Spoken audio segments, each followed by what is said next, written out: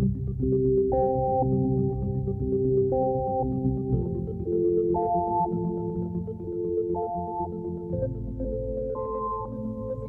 listener, and welcome to Ryan Rambles You To Rest, the sleep podcast where I talk at length about matters of nearly no urgent need, nor heavy impact on our daily lives, in the interest of helping you there off to a more peaceful state. In this episode, I am returning from hiatus to consider cautiously a handful of further fun activities of the variety enjoyed during the season typically most warm in the hemisphere located in the magnetic northern portion of the planet situated third from the star called Sol. For many on this planet, the episode will be released as the season is waning and preparing to move into a colder and often colorful autumn. However, in the San Francisco Bay Area, where I live, it is in fact often toward the end of September and early October that we experience our most pleasant and summerly weather. Therefore, I beseech you to allow this slight seasonal slip for your consideration of timely, tired, dreamy dissertation. Before we begin, I would like to recommend that you subscribe to this show on your podcast platform of choice or on YouTube. For news and announcements, follow us on Twitter and Instagram at Ryan Rambles Pod, or follow me at Anvil1 on Twitter. Our soundtrack is by Disparition.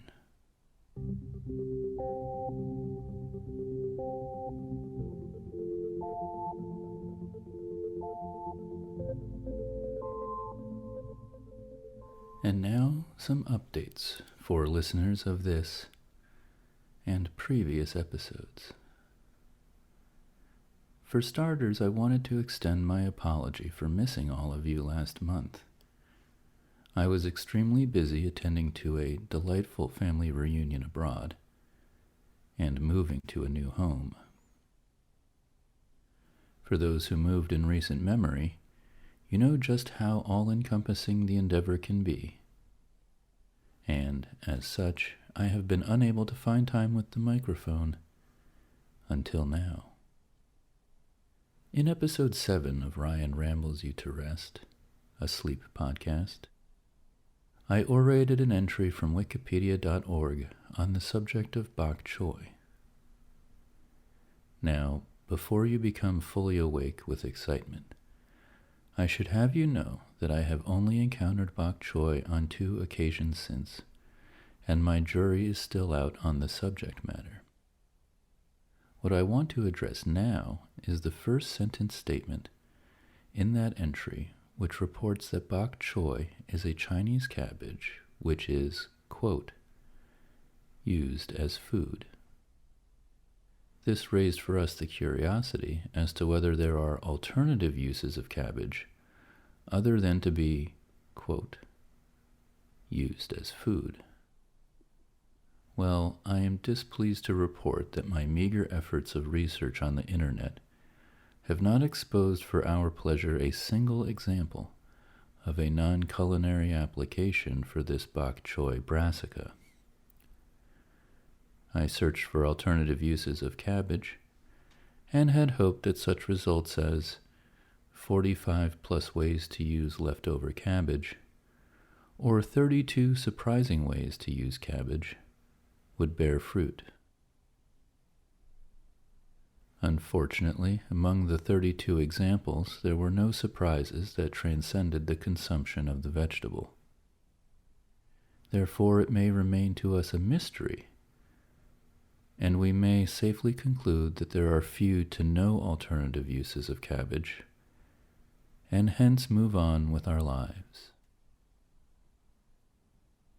If you are among the unfortunate, enthused, or sleepless enough to reach the parting words segment in episode 7, Summertime, of Ryan Rambles You to Rest, then you may recall that the fifth parting word was abaft, which I have to admit I did not know the significance of at the time.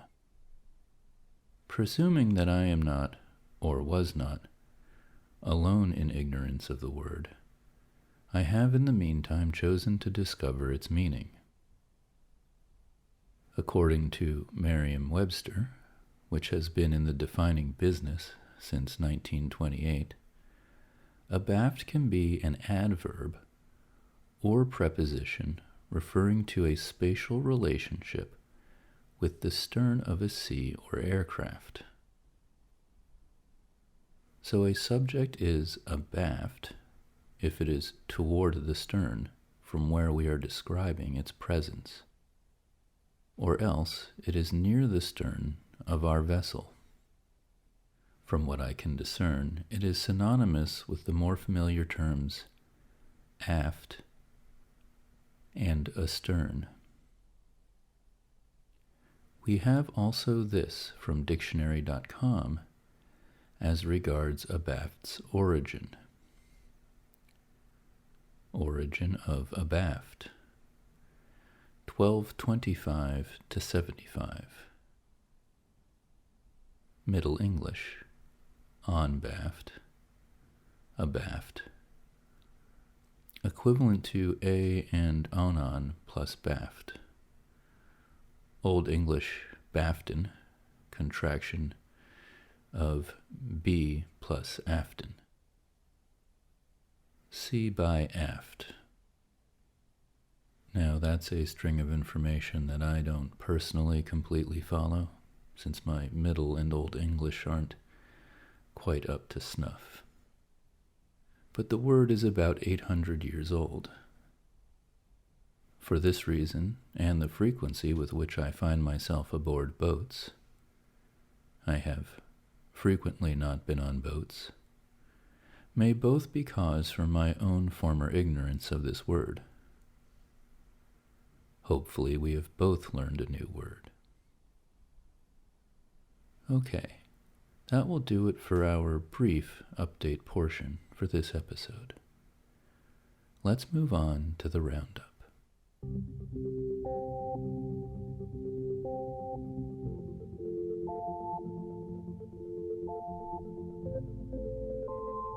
On last episode's roundup, I enumerated a handful of my favorite summertime activities, but realized, when our time was up, that there were still more excellent summertime activities to consider,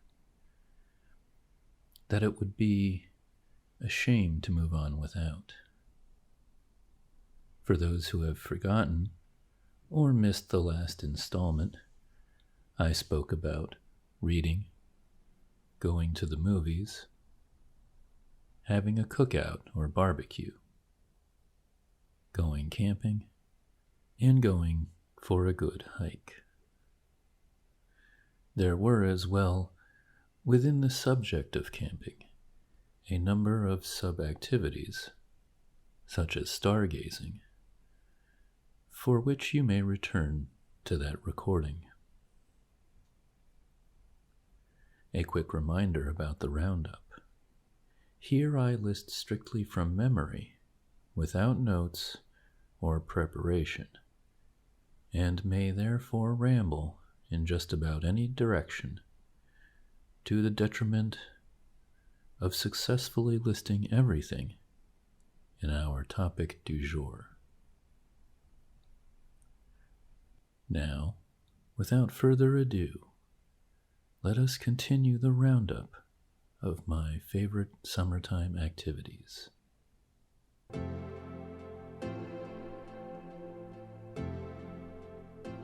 So I would say that it's not perhaps completely accurate to say that I go into this completely without preparation, because the first thing that I want to mention in this roundup of summertime activities is what made me think that I should do a second part, And it's what I realized I had left out while still recording the outro segment in the last episode. And that is roller coasters. And I guess that means in part that it's also theme parks or amusement parks, because you, generally speaking, don't find roller coasters in too many other places besides a county fair or at the boardwalk, if you happen to be near a boardwalk.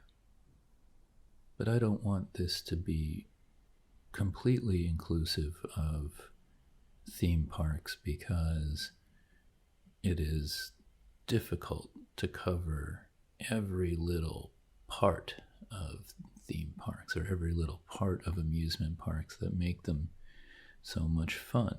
They're designed to be entertaining, usually for an entire day, and the best of them are truly entertaining for an entire day or more. So I wanted to make sure to mention roller coasters. And they're maybe, compared to everything else that we've talked about so far, a bit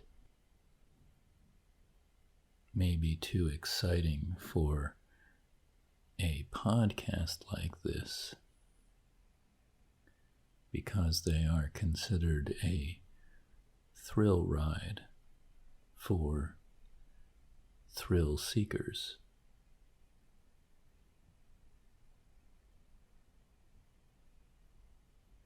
But I have always loved roller coasters. Ever since I was a little kid. I think my first couple of thrill ride experiences may have been a little traumatic, and for that we would have to bring the folks in to confirm.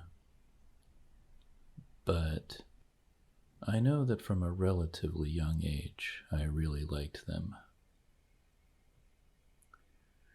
And I have many fond memories of going to various amusement parks and seeking out the best available roller coasters to go on. And, this is before things like Google reviews or Yelp or the internet, where you could find lists created by enthusiasts that really get at all of the best possible available attractions at any given amusement park. From a young age, I can remember that some of my favorites were at Disney World. I didn't know at the time that they were speaking somewhat generally on the tame side of the spectrum for roller coasters, that they weren't super hardcore. And, I loved the Runaway Train or Big Thunder Mountain Railroad. I forget which it's called. I still don't get the name right. And of course, Space Mountain. The two main attractions of the Magic Kingdom. And when I was a kid, there was just the Magic Kingdom at Disney World, and we lived on the East Coast, so that's where we went. My grandmother lived in Florida, so we would visit her and then also go to Disney World and eventually the beach. Now, of course, these many, many years later, these few decades later, there are quite a few very good roller coasters to be enjoyed at Disney World. The only downside of it being that you really need to be able to get around to several different theme parks within Disney World to get the full experience. So, one of my favorite, more modern roller coasters there is the Rockin' Roller Coaster. And I suppose at this point that's more like 20 years old now, if not a bit older. But that was the first roller coaster I went on that didn't have the classic climb at the beginning. If you haven't been on the Rockin' Roller Coaster, it's at the theme park that's based on movies. It used to be MGM Studios until they rebranded it, and at some point, I think it was before MGM was sold to Amazon, but it used to be MGM Studios. And the Rockin' Roller Coaster's theme was that you went to an LA recording studio where the famous rock band Aerosmith was working on cutting a track, and it turns out as you arrive that they're late to get to an event. I don't remember, I think it might be the Grammys. And Ileana Douglas, who was a popular actor in the earlier part of this millennium, is playing their manager, who shows up and says, "Hey, you're late, we gotta go." And then she invites the group to go with them. And you leave out the back of the recording studio into an alleyway, and you queue up at a parking garage, and it's nighttime in Los Angeles. And you know, Disney likes to make things feel almost realistic. And then the roller coaster cars are these stretched convertibles that are coming out of the parking garage. And you come out of the parking garage and pull to a stop at a traffic light in front of a tunnel. And then when the traffic light turns green, a loaded aircraft cable underneath the road just slingshots the whole car into the tunnel and into the darkness. And the following ride is fast-paced and kind of cool. It's like a new Space Mountain because it's all in the dark and higher speed with, Aerosmith music blasting in your ears the whole time.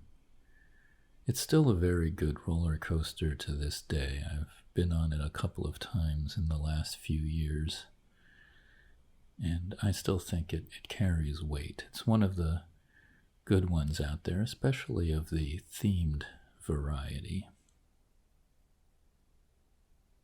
Of course, Disney World also has several newer roller coasters, but I don't want to dwell too much on them because as we go further and further into this technological future we live in,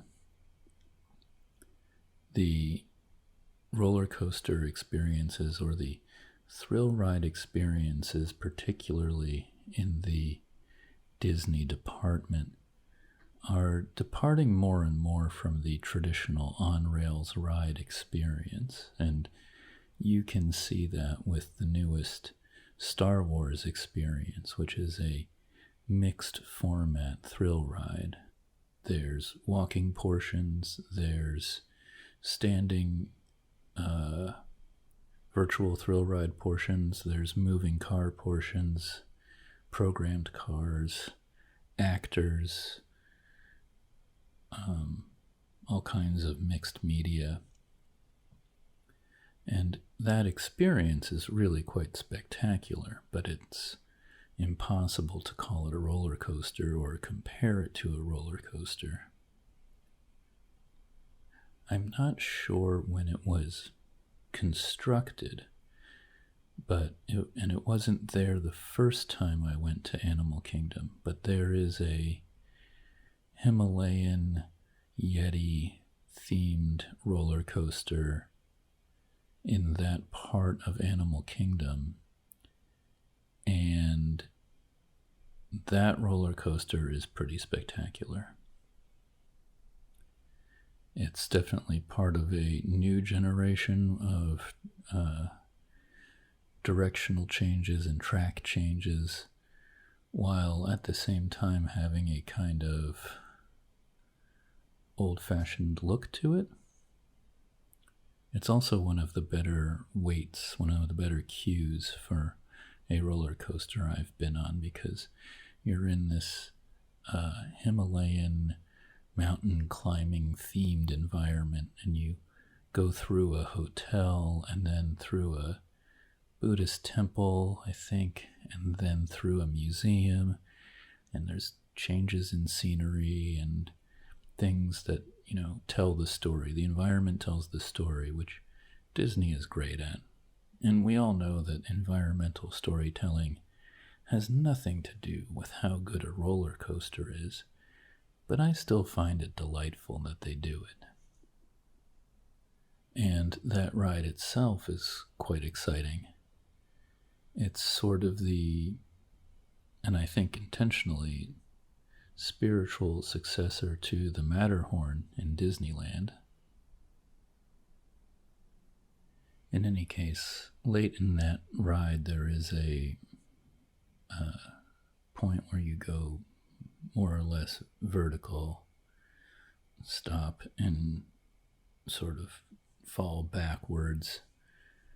And that's what I meant by a track change. I think you go backwards down a different path than you went up. And I think that's a pretty neat feature. This isn't too different from the Hagrid motorcycle experience at Universal Studios Florida, where at one point in that, the car that you're in backs up and then the track drops like a story through the floor and then pushes you out on another track. It's also a particularly exciting ride for the person who is strapped into the motorcycle part of the motorcycle and sidecar. And while I'm not a big fan of asymmetric experiences for co-riders in roller coasters, it does give you some cause to want to go on the ride again if you can. Now, while the rides at Disney World or Universal Studios are exceptional in their presentation, they have some of the best cues, some of the best weights, and some of the most exciting in-ride attraction. I tend to think that the best parks for purely enjoying roller coasters tend to be amusement parks that aren't overly saturated with other themes. Because usually those other themes, they tend to overwhelm the overall experience, or they have the potential to. And it's not so much that it takes away from the roller coasters so much as the roller coasters aren't the point. And it's a different experience. For example, the Star Wars part of Disney World is very immersive, and it feels and looks like Star Wars. And the Harry Potter portions of Universal Studios, especially Florida, are very impressive experiences. the Hogwarts area looks like it does in the movies.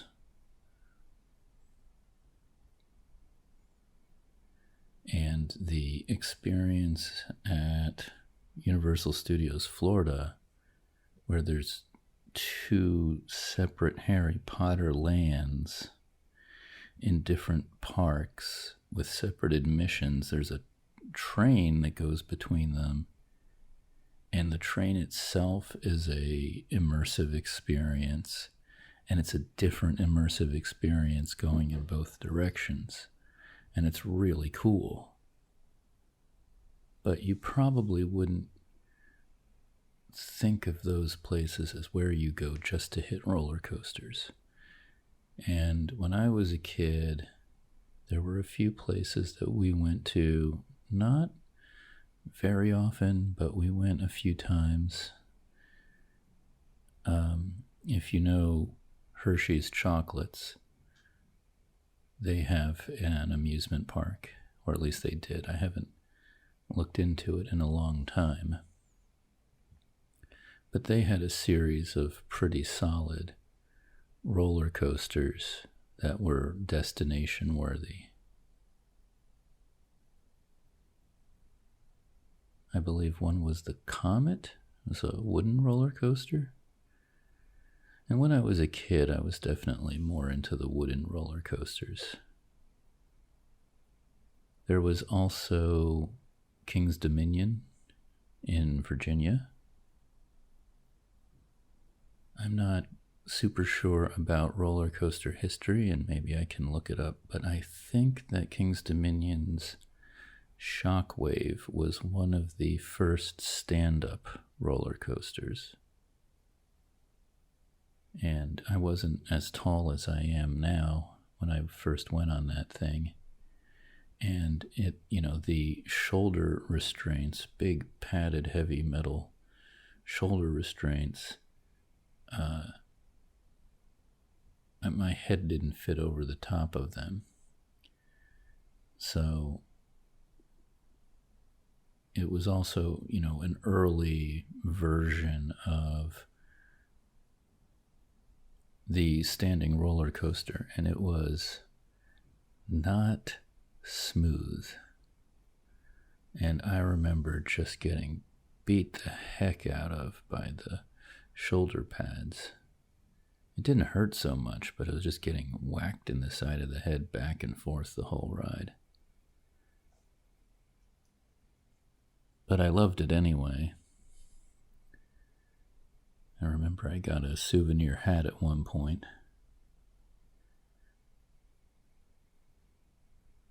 It was a real 80s cap. I think the colors were like purple and something else, and there might have been a checker design on it. And it had one of those shade flaps on the back of it, which I usually just had to tuck in underneath. Now, I think, strangely enough, that hat, I'm not sure where it ended up, but I want to say that it was very justifiably lost on another roller coaster many years later. But I'm not positive about that. I don't remember too much else clearly about King's Dominion except just being overall impressed by the amount of roller coasters. But I don't have too many specific memories of them. Now, after I moved to California, I moved to the Bay Area. And in the Bay Area, on the peninsula, we have Six Flags Great America, or what used to be Six Flags Great America. It's still Great America, although it won't be for very long. They announced in the last year that they'll be closing Great America in the next 10 years. It's located in Santa Clara. I think it's near the stadium.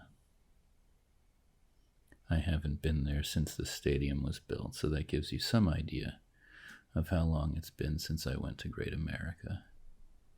I might have gone once during college, but most of my memories were before high school and during high school.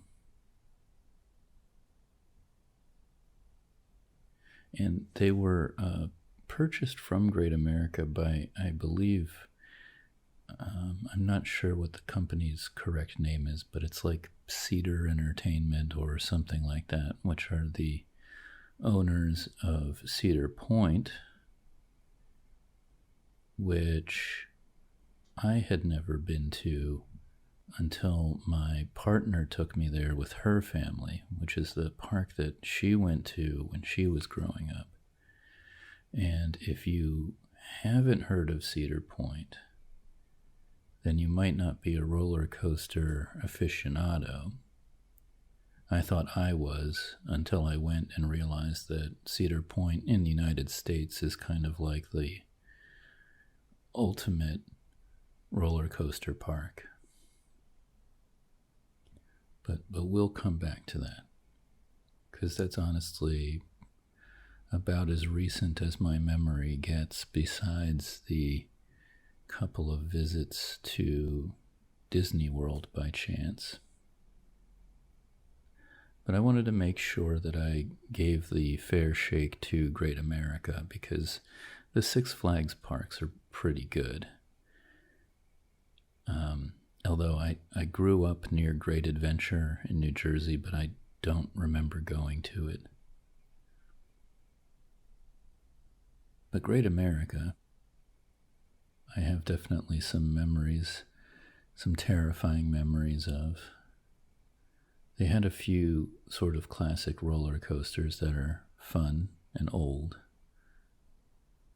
and they have a few new ones.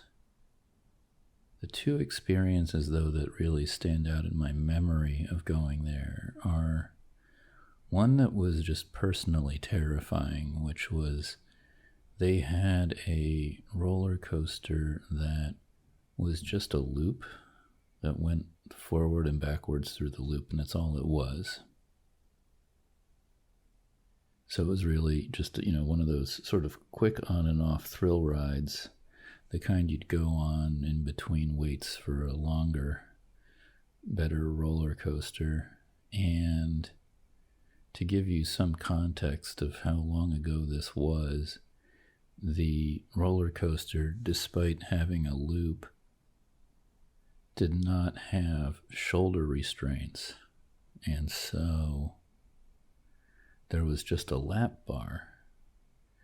And, theoretically the centripetal force should hold you in just fine.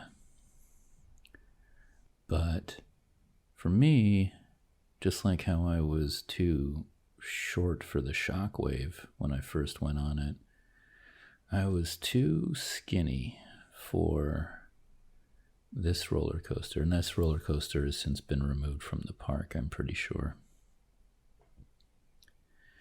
And I remember that it was the first going through it forwards was super fun, because I love roller coasters with loops. I love all roller coasters, really. And then, it goes and it stops as it goes up the ramp, and then comes back and goes backwards. And as it went backwards, I didn't feel the gravitational pull into the car, and I almost fell out of the roller coaster. And I just remember gripping the lap bar with both arms for dear life, just waiting for that ride to be over. And I thought that was the closest I came to getting injured on on a roller coaster. But I survived, and it didn't stop me, I don't think, from even going on another roller coaster that day. And many years later, with some friends from high school, we went there and they had the new drop zone drop ride. And I fully appreciate that if you like roller coasters, you don't have to like the drop rides. And they had one there called the Edge for a long time. That was just basically a rickety cage that sat maybe 6, 7, 8 people across.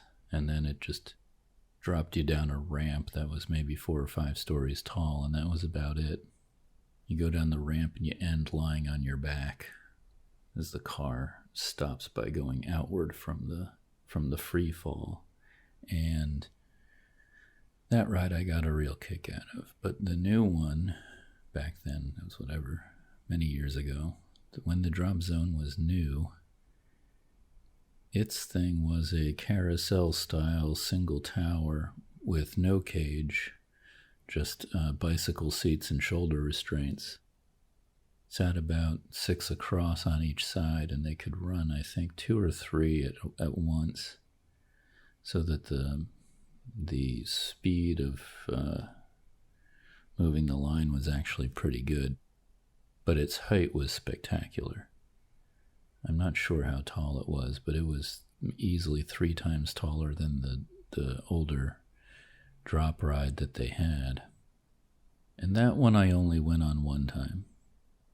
I admittedly have a fear of heights that has intensified as I've gotten older. When I was a kid, it didn't bother me much, but as I've gotten older, it's intensified, and maybe it's plateaued. I don't feel like I'm significantly more afraid of heights today than I was 5 years ago, but in my 30s and 40s, I'd say I'm significantly more afraid of heights than I was in my teens.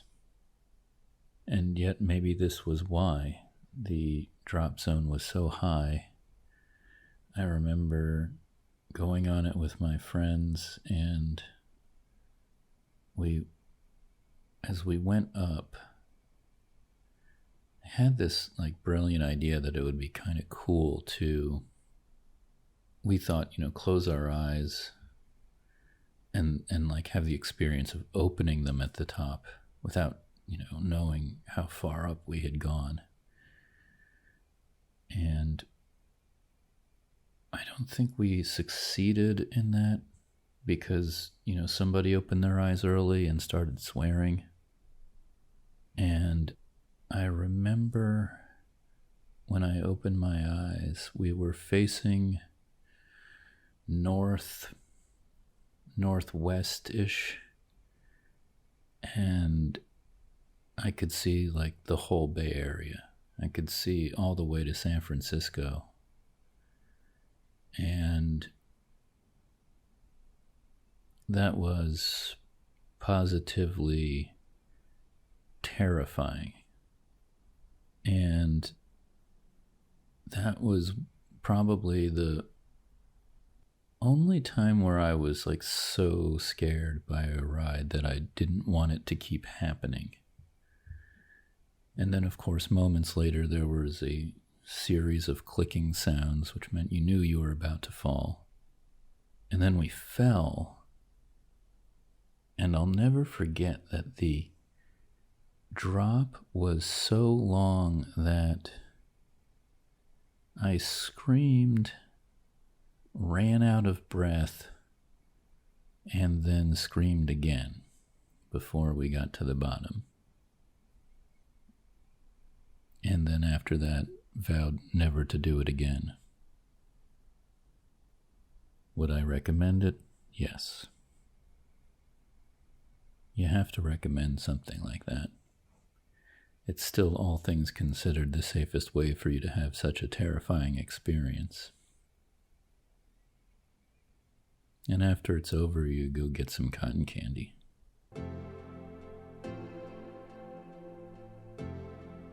it took us a while, but my partner and I eventually also made it to Six Flags Discovery Kingdom.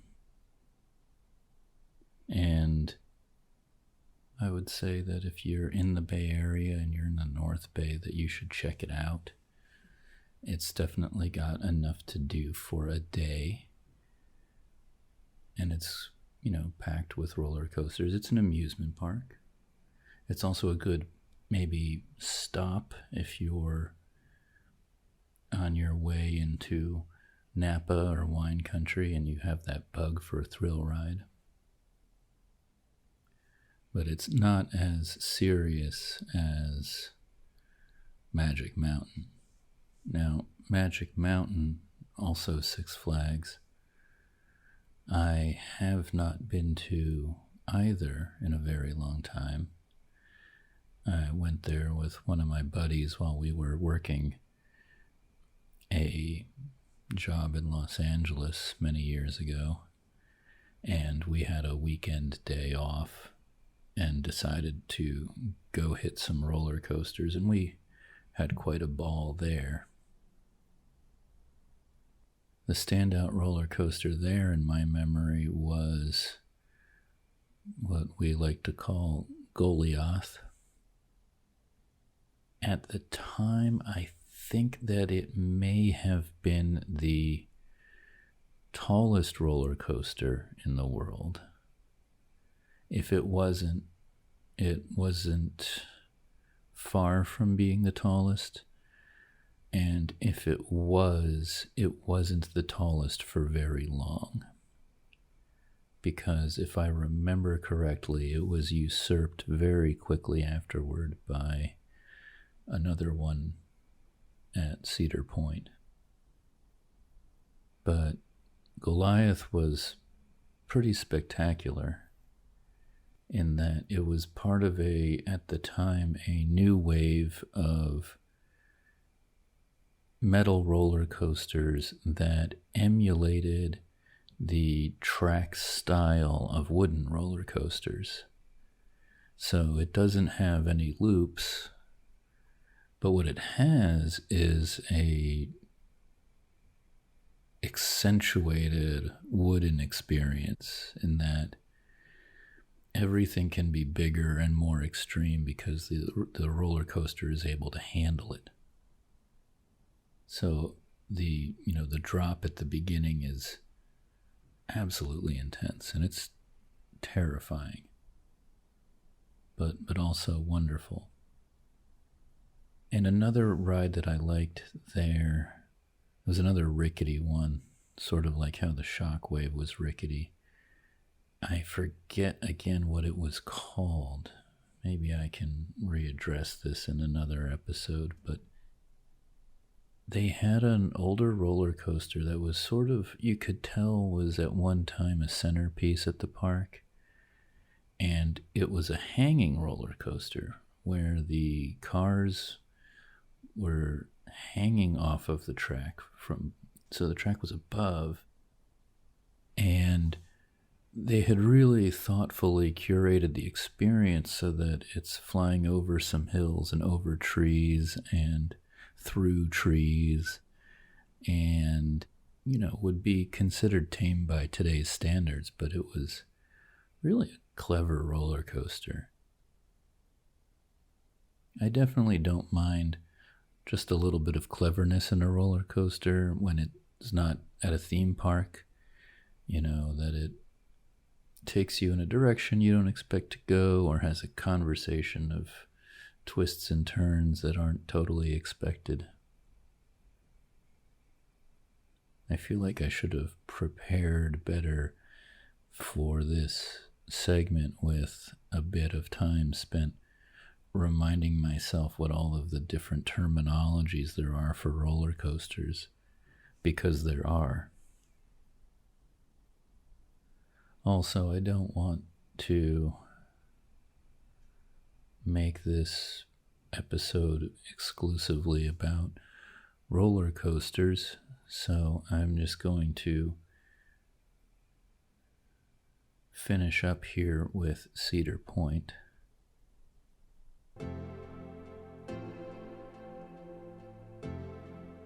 Cedar Point deserves all of its accolades. It's a relatively sizable roller coaster park, primarily roller coaster forward, and it's on a peninsula,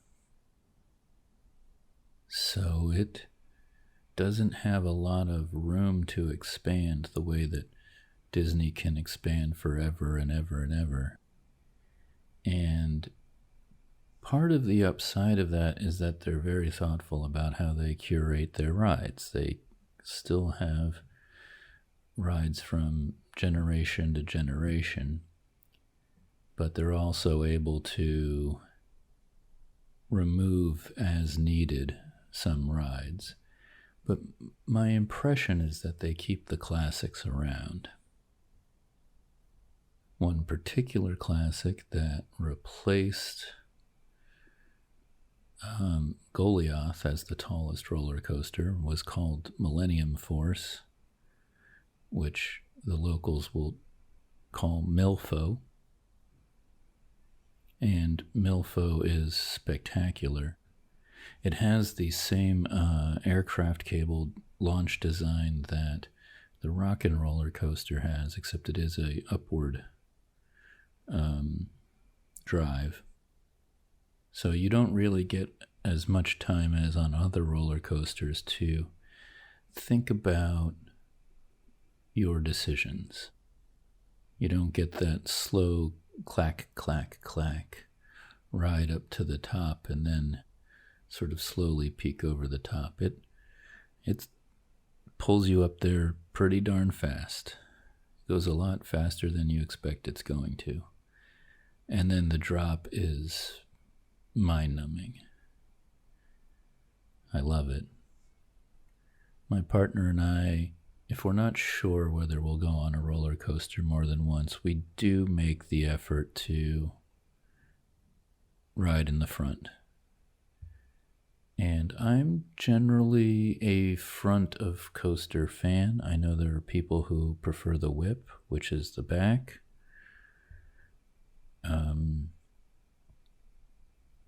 If I have my way on an excellent roller coaster, I'll try all parts of the train. Because there's absolutely, valid preference for riding the whip.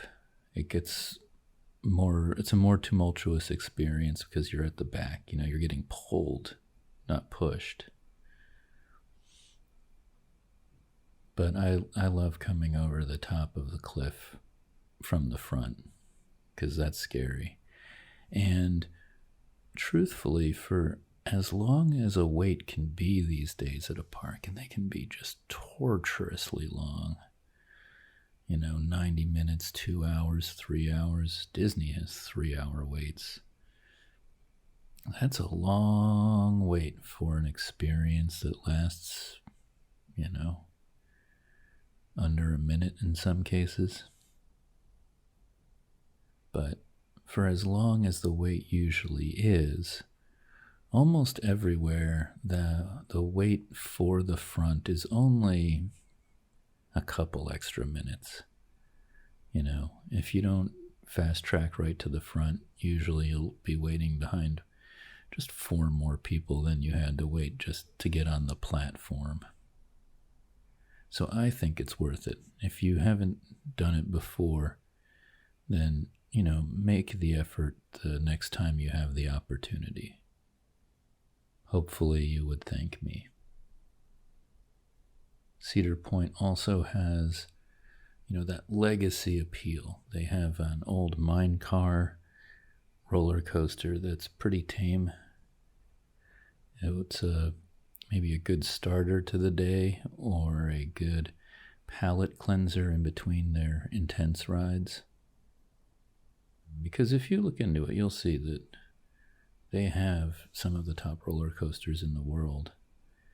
And when we were there a few years back, we didn't even get to go on the newest one that has made many lists as one of the best out there. That's one of these like combo types. I would have to look it up because it's been so long. And they had another roller coaster that was super cool that kind of almost felt a little tongue-in-cheek about its geography. As one of the older ones takes you like on a long track out towards the water and back, away from the park, over the parking lot. As though at some point they were realizing how little space they actually had to work with. You know, these roller coasters are like one on top of another. And somebody decided with their design, hey, let's stretch one out over the parking lot and out to the water. And that's pretty cool if you ask me. Roller coasters are fantastic, and all I'm really doing, I guess, is listing vaguely roller coasters that I've been on, and I don't remember the names of most of them, but if you're into roller coasters, then you know that it almost doesn't matter.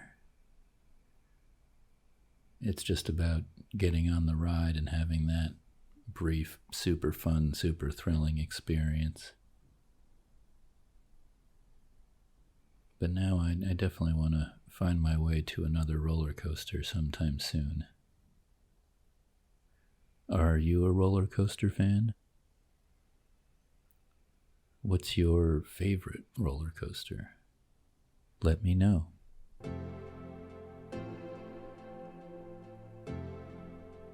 I think that I will try to keep the remaining list of summertime things as brief and as fast-paced as possible. One reason for that is that if I'm completely honest, I don't quite know what should come next, because the reason for this was really just that I didn't think I had time to talk about roller coasters last time. So I'm going to be reaching a little bit for these summertime activities and imagining the possibility that we will meet again next summer. I would hate to exhaust every possibility.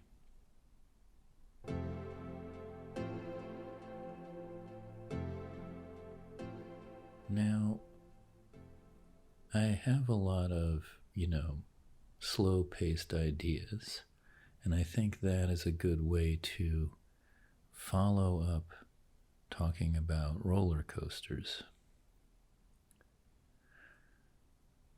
One thing that I like is when it's hot or warm in the summertime, there's ideally, on a perfect summer night, a point where it becomes bearable out, and it's sometimes around dusk when the sun has finally set and it's still light out, and I like walking around the neighborhood at that time when you're past the heat. You've beaten the heat, however you've had to do that with air conditioning or cheating and going to the movies. But if you're lucky and your neighborhood has some walkability, then you hopefully have somewhere you can go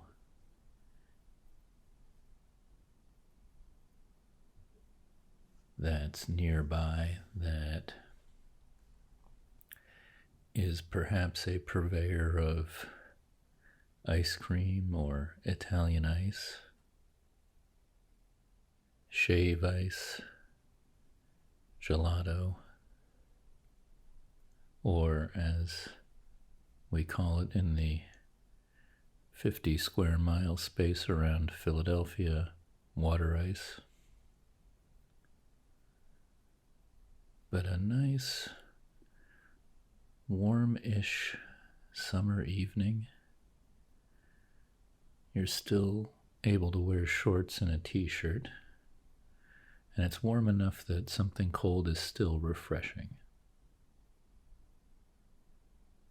I don't know if this is exactly a summertime activity, but it's something that I haven't had very much around since I moved to California. San Francisco doesn't usually get very hot, and many other parts of California that I've spent time in tend to have a true night and day in the sense of climate, where you go from a very hot daytime to a very cool nighttime by comparison, and you don't have as much of that moment of cooling off that isn't, oh, now it's time to put on a jacket. In California, it's very often that at night you just want to put on a jacket, in summertime even. So it's in part fond memories of growing up, and also the occasional experiences of visiting friends and family outside of the state of California, visiting Philadelphia, visiting Ohio, visiting New York. And in fairness, even the climate in Southern California has some of that too. I'm speaking primarily about living in Northern California. So I'm not sure what we call this, but maybe we call this a summer evening stroll.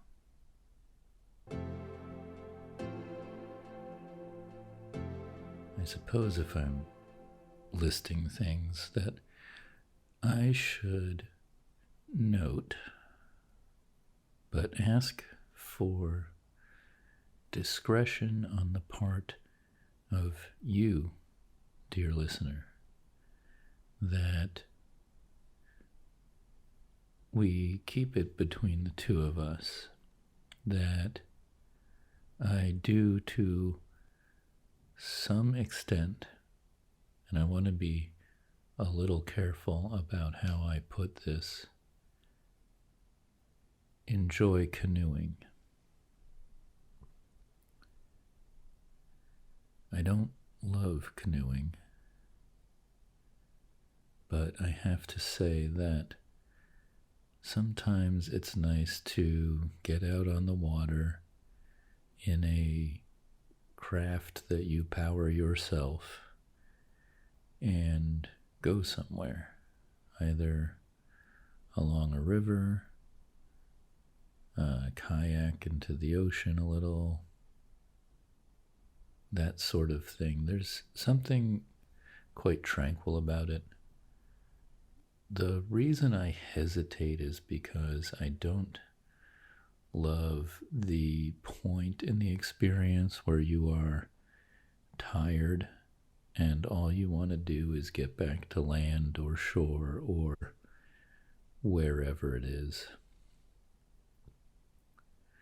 And I've had that experience enough times to know that I don't like it very much.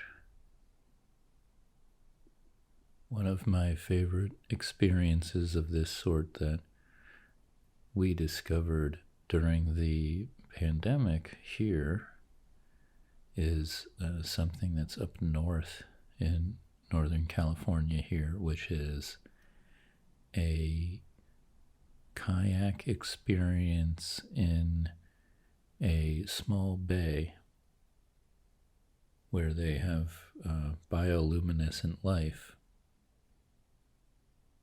And I'd have to double check, but I don't think it's algae. You know, when I heard we were going to go see bioluminescent life, I was thinking maybe there's either fish that have some form of light source because, you know, those exist in the deep ocean, or that there would just be like leafy, you know, seaweed basically that glowed for some reason. But instead I was quite impressed. It's what was there was some kind of, I think it was a microscopic, like single-celled life. And I don't remember what its, you know, classification is. I would have to double check, but it's not what you expect. It gets excited by motion and interaction and is therefore excited by your boat in the water, your hands in the water, your paddle in the water. And so when you interact with the water glows around your interaction. And it's really quite a magical experience. If I had to describe it to someone over the age of 40 who hadn't done it before, I would say if you've seen the movie Tron, there's a scene where they drink water from a river in the computer world, and that water glows and it makes them glow. It's a little bit like that. It's kind of magical and unexpected, and kind of a neat thing to do one night. Something, again, that you can put on your agenda if you're doing a little road trip through Northern California. If you go north of San Francisco and decide to see wine country and Napa and redwoods and things like that, you can stop off and get a little nighttime iridescent canoe experience. It's in an area that's also known for its oysters, so you might be able to double up there. I suppose it is a little bit cheating to do canoe when we had hiking, and that there's similarities to the things I like about the two, but I'll finish canoe by saying that there's something nice about traveling under your own power and being able to stop whenever you want, wherever you want, and, you know, relax and hang out or have lunch, you know, pack a sandwich and then move on with maybe a little extra thrill than just doing it on foot. Are you a canoeing and kayaking type of person? Let me know.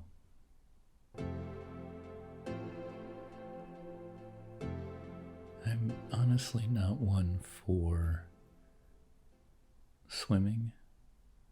I'm not traditionally a big get wet person. I'm also not much of a beach person, which is why I haven't mentioned it very much so far. But I do have to admit that over the last few years, I have developed an appreciation for snorkeling. And I think part of what works for me with snorkeling is that It includes some of my appreciation for wildlife, my general preference that things not be too heavily active,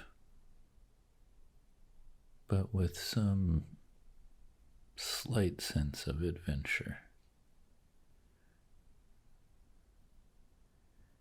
And I'm not really that hardcore about the snorkeling. I just like being somewhere that is relatively calm, but has an abundance of, ideally, fish and coral and things like that to enjoy while snorkeling. I like it when it's pretty relaxing, when you can just float there and look at something. I also like it if it's a little bit exciting, but I am enough of a fraidy cat that if I'm in an unsupervised environment, I don't like to go too far from where my feet can touch the bottom. My favorite spot is on the west coast of Maui. There's a pretty popular snorkeling spot, or it's known to be a good amateur snorkeling spot. It's just a stretch of beach on the side of the road south of Lahaina near Leota's pie shop, which, if you haven't been to that, you need to get a banana cream pie or you haven't truly lived. But I like a spot where I can go a little ways out, but it's still shallow and there's coral, and just sort of hang with the fishes. That's sort of my comfort level for unsupervised snorkeling, whereas with supervised snorkeling, I'm a little bit more willing to go to deeper places or see things that are more out there. The first time I went snorkeling with my partner, really what got us into it, we went to an island in Thailand that was known for scuba diving. And two of the spots that we went there were especially cool. One of them was a deep sort of bay that had, living in it, a school of some kind of fish that had several 100,000 fish that all swam together. And I'll never forget floating on the surface, looking down into the water. And then one of the guides just dove into the water and swimmed, 20, 30 feet down, and kind of caused the fish to scatter, and they all just, was chaos for a moment, but then they came back together with their herd instinct and whipped around in waves of just shimmering scales and fish, and it was pretty wild. And then on the same trip, the very last stop they took us to, they sort of sold it as a chance to see a sea turtle, which at that time I still hadn't seen in the quote-unquote wild before. And we got out of the water and there was a jellyfish bloom that was happening, but they weren't painful or poisonous. They were just gelatinous. It was like swimming in boba, I assume. I haven't done any swimming in boba, but drinking boba tea reminds me of this experience. But we swam away from the boat and, had to go a little distance because the visibility wasn't very good with all of the just small bubbles of, I don't know, I think they were young jellyfish just everywhere. And, we tried to get away. We swam a good distance from boat, and then when they called us back to the boat, I'll never forget that I had gone far enough away from the boat that it took a good 10 minutes to swim back. And swimming in this thick boba. And it was so funny. It made me laugh. I had to stop every minute or two to laugh, because if you were swimming face down in the water, the jellyfish were getting caught in your mask, and in your, like, I don't remember if I was wearing the flippers or water shoes, but they were getting in there, and it was kind of gross, but it was so extreme that it was just kind of funny. And I just remember, I would have to laugh. I would have to stop and basically do a backstroke for a little while because I couldn't put my face in the water without feeling so weird. Would definitely recommend that experience if you have the opportunity, though. It's funny. You don't get to see the sea turtle you hope to see, but you do have something to laugh about.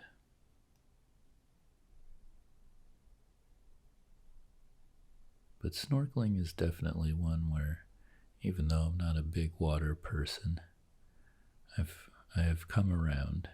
We bought our own snorkeling equipment after, I think, a stay in Hawaii or ahead of another stay in Hawaii during COVID. And for me, I wear glasses, so getting prescription goggles made all of the difference. You go from, this is a pretty neat experience, to, wow, I can see all these things. And really, I just like floating there and, staring at a fish, staring each other down. Probably both think the other one looks funny.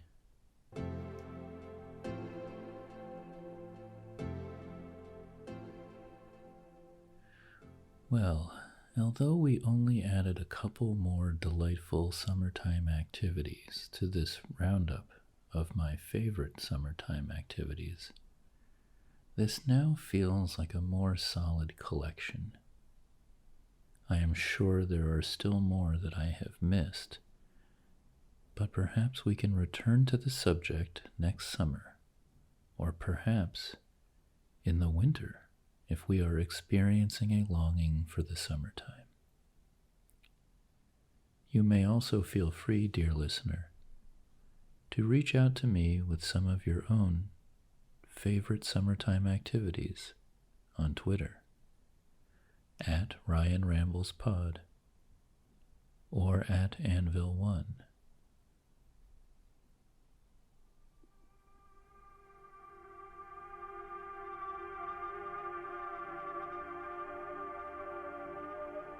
I think we'll leave it here for this episode. I hope that you have been adequately rambled to rest and are not hearing what I am saying right now. However, if for some reason you are conscious at this time, I will leave you with these parting words. Flood. Noisy. Lucky. Daughter. Tomatoes. Interfere. Spy. impress, inject, and deliver. Thank you again. I am your host, Ryan. Music has been by Disparition. And we'll see you in the next episode.